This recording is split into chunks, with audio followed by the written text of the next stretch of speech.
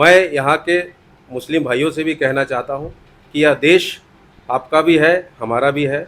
हम जिस तरह हम दो हमारे दो में है, वैसे आपको भी आप हमारे नियमों के अनुसार इस देश के कानून के हिसाब से चलना होगा, ना ही कि फैक्ट्री खोल देना होगा। आज भेदभाव इसलिए बढ़ते जा रहा है कि हम अगर हिंदू समाज के लोग देखा जाए तो हम 2 बच्चा पैदा करना चाहते हैं, और दूसरे समाज के लोग जो हैं जिसके ऊपर आज इस तरह का विवादें चल रही है वो 7-7, 8-8 बच्चे पैदा करते हैं। हमारा भारत जो है ऐसे भी हिंदू राष्ट्र ही है। जोहार।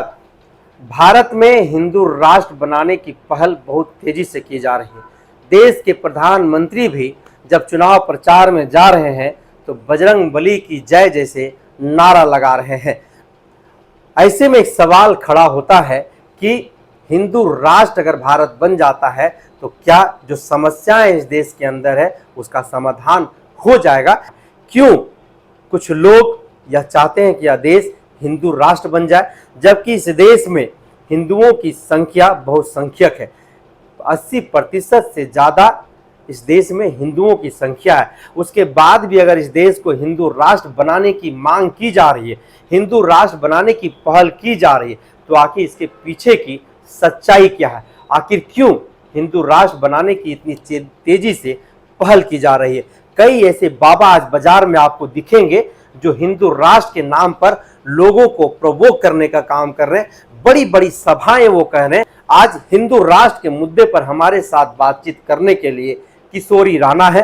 किशोरी राणा नव झारखंड फाउंडेशन नामक एक संस्था है, संस्था के केंद्रीय अध्यक्ष है। सबसे पहले तो दादा तोरा बहुत बहुत जोहार है, झारखंडी जोहार। और मेरा पहला सवाल है आपसे, इस वक्त भारत में हिंदू राष्ट्र बनाने की पहल बहुत तेजी से की जा रही है। हिंदू राष्ट्र बनाने की पहल जो इस भारत में की जा रही है उस पर आपकी क्या प्रतिक्रिया, इसको किस तरीके से देखते हैं आप? देखिए, हमारा भारत जो है ऐसे भी हिंदू राष्ट्र ही है, और इसको हिंदू राष्ट्र अलग से बना करके बोल देना ये कोई बात की बात नहीं है। आज मेरा देश हमेशा सब लोग मिलजुल करके चला है और हमेशा मिलजुल करके चलेगा, और ऑलरेडी मेरा भारत हिंदू राष्ट्र है। लेकिन इसमें जो सामने बाधाएं दिख रही है, अगर यहाँ का कानून व्यवस्था एक हो, सबके लिए एक हो, जिस तरह से हम दो हमारे दो का नारा लगा था, अगर इस तरह से अगर हम लोग चलते थे तो आज जिस तरह से हमारा भारत 1947 में देखा गया था वही भारत आज भी देखा जाता था।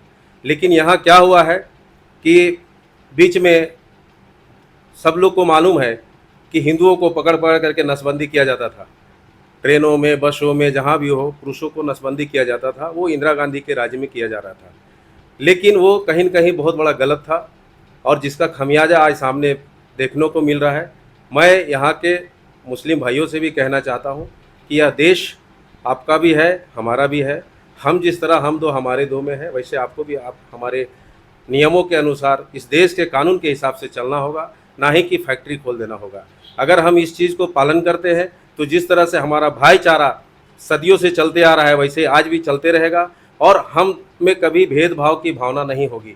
आज भेदभाव इसलिए बढ़ते जा रहा है कि हम अगर हिंदू समाज के लोग देखा जाए तो हम 2 बच्चा पैदा करना चाहते हैं, और दूसरे समाज के लोग जो हैं जिसके ऊपर आज इस तरह का विवादें चल रही है वो 7-7, 8-8 बच्चे पैदा करते हैं, जिसके चलते आज देश में कितने तरह का नियम कानून में बहुत तरह का दिक्कतें आ रही है, लोगों को एक साथ चलने में दिक्कत आ रही है।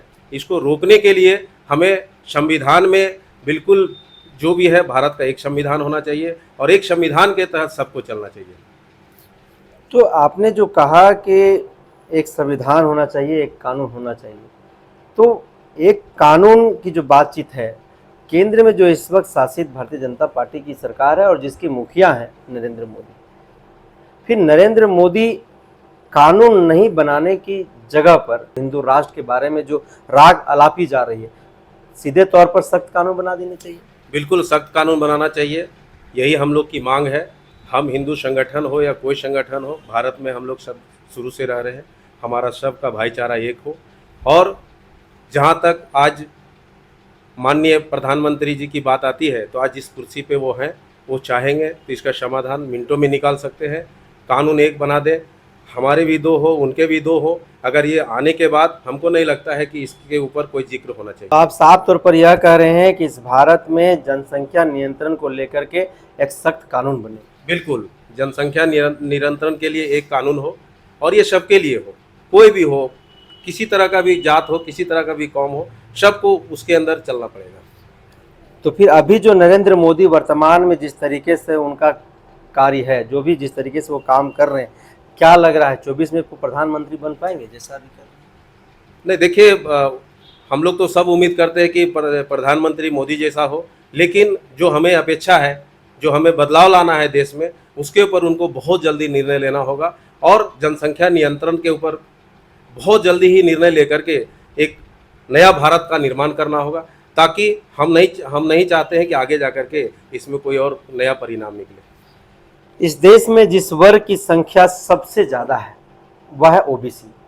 क्या ओबीसी को इस भारत वर्ष में जिस तरह से सामाजिक तौर पर, राजनीतिक तौर पर मान सम्मान, हक, अधिकार मिलना चाहिए, क्या इस भारत में इस वर्ग को, इस समुदाय को वह मान सम्मान, हक, अधिकार अब तक मिला? और नहीं मिला तो कारण क्या मानते हैं? देखिए, मैं ये कहना चाहता हूँ कि जितने भी समुदाय जैसे ओबीसी है या एसटी है, एससी है, जो भी है, सबसे पहले हमारे देश का जो निर्माण हुआ है, निर्माण में जो बाधाएं आ रही है आज के तारीख में, और वो बाधाएं क्या है? बेरोजगारी। बेरोजगारी के चलते इस तरह का सारा तांडव रचा जा रहा है। अगर यहाँ रोजगार भरपूर सभी लोगों को मिलता है तो हमें नहीं लगता है कि ओबीसी और आरक्षण और एसटी एससी की कोई बात हो। हमें देश को आगे बढ़ाने के लिए सबसे पहले रोजगार उत्पन्न करना चाहिए। बाद में अगर उससे नहीं संभलता है तो कुछ सोचना चाहिए, लेकिन रोजगार उत्पन्न होने के बाद ऐसा नहीं होगा। और हमारा ये जो तंत्र है 7 भाग में बांटा गया है, वो तंत्र को बांटने की भी जरूरत नहीं होगी। अगर रोजगार पैदा हो जाएगा तब क्या लगता है कि राजनीतिक और सामाजिक तौर पर ओबीसी समुदाय को हक, अधिकार, सम्मान मिल जाएगा? हाँ, बिल्कुल मिलेगा, क्योंकि हम और आप में कोई भेदभाव ही नहीं रहेगी। क्यों नहीं मिलेगा? यहाँ तो आप देख लीजिए, स्वर्ण के लिए 10% कर दिया गया है, जबकि उनकी उतना संख्या नहीं है। ओबीसी 50+ है, आज कोई तो बोलता है 70% है, तो उसकी भागीदारी ज़्यादा होनी चाहिए। तो ये जो मजगमारी है, एक झगड़ा चल रहा है, ये झंझट चल रहा है, इसको शॉर्ट करने के लिए सबसे पहला रोजगार को उत्पन्न किया जाए। और बाकी ठीक है, ओबीसी है भाई 52%, तो अपनी मांग तो रखेगा ही। ओबीसी को तो चाहिए ही चाहिए 52% का हक। सीधे तौर पर आरक्षण को खत्म कर देने की बात कह रहे हैं? देखिए, आरक्षण को खत्म तभी होगा, मैं इसमें एक बात बोला हूँ कि बेरोजगारी जो है वो जब तक खत्म नहीं होगा तब तक ये मामला चलते रहेगा। हमें काफ़ी से काफ़ी रोजगार लाना है। लोगों को इस दिमाग में भटका देना है कि काम से उसको फुर्सत नहीं मिले तो नया नया चीज़ सोचेगा नहीं। हर लोग अपनी हक के लिए लड़ता है और वो हक उसको नहीं मिल रहा है, जिसके चलते लोग बंटना चाह रहा है कि भाई हम 52% है तो हमको 52 विधायक और सांसद चाहिए, 52 जगह पे हमको आरक्षण, सब जगह पे हमारा गोटी फिट होना चाहिए। तो ऐसे करते चलेगा तो इस तरह का कहीं जगह ही नहीं दिख रहा है कि सबको हम खुश कर सके। उससे अच्छा है कि बेरोजगारी को ख़त्म करो, रोजगार लाओ, सारा कुछ समस्या खत्म हो जाएगा। अगर भारत हिंदू राष्ट्र बनता है तो इसका क्या फ़ायदा होगा और इसका क्या नुकसान हो सकता है? सर, मैं पहले से बोल रहा हूँ, भारत हिंदू राष्ट्र है और रहेगा। संविधान में चेंजिंग हो जाएगी और जनसंख्या नियंत्रण पे काबू हो जाएगा, तो बिल्कुल ये हिंदुस्तान हिंदू राष्ट्र कहलाएगा और रहेगा। तो इसका मतलब जो भी इतना जो प्रचार तंत्र जो पूरा देश में लगा हुआ है, प्रधानमंत्री भी बजरंगबली की जय बोल रहे हैं, जोर शोर से बोल रहे हैं, तो क्या है लोगों के बीच में एक भ्रम फैलाने की कोशिश है या फिर भ्रम फैलाया जा रहा है? क्या देखिए, मैं इसमें साफ सुथरा कहना चाहता हूँ कि सबसे पहले मैं पहले ही बात रखा हूँ कि जनसंख्या नियंत्रण बहुत ज़रूरी है। ये जिस दिन हो गया बिल्कुल सब कुछ ठीक हो जाएगा, एकदम सामान्य चलेगा। अगर मैं 80% हूँ तो 80% हूँ, कोई 15% है तो 15% है, कोई 5% तो 5% है, और ये लड़ाई ख़त्म हो जाएगी, लड़ाई आगे बढ़ेगी नहीं। यानी कि देश की समस्या हिंदू राष्ट्र से नहीं, सख्त कानून बनाने से है। सख्त कानून बनाने से है, हिंदू राष्ट्र से नहीं। बिल्कुल, हिंदू राष्ट्र है ही ऑलरेडी, तो फिर बनाना क्या है, लेकिन कानून बनाना जरूरी है। सबको समान अधिकार मिलना चाहिए।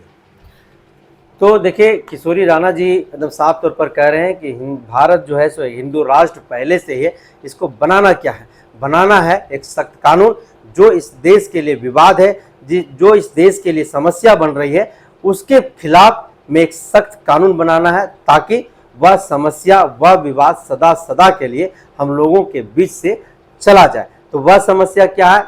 समस्या इस देश में सबसे बड़ी है जनसंख्या की जो बढ़ रही है हमारे देश में, जिस तरीके से, खास करके एक वर्ग की जनसंख्या में जिस तरीके से वृद्धि हो रही है, वह इस देश के लिए कहीं ना कहीं एक चिंता का विषय है।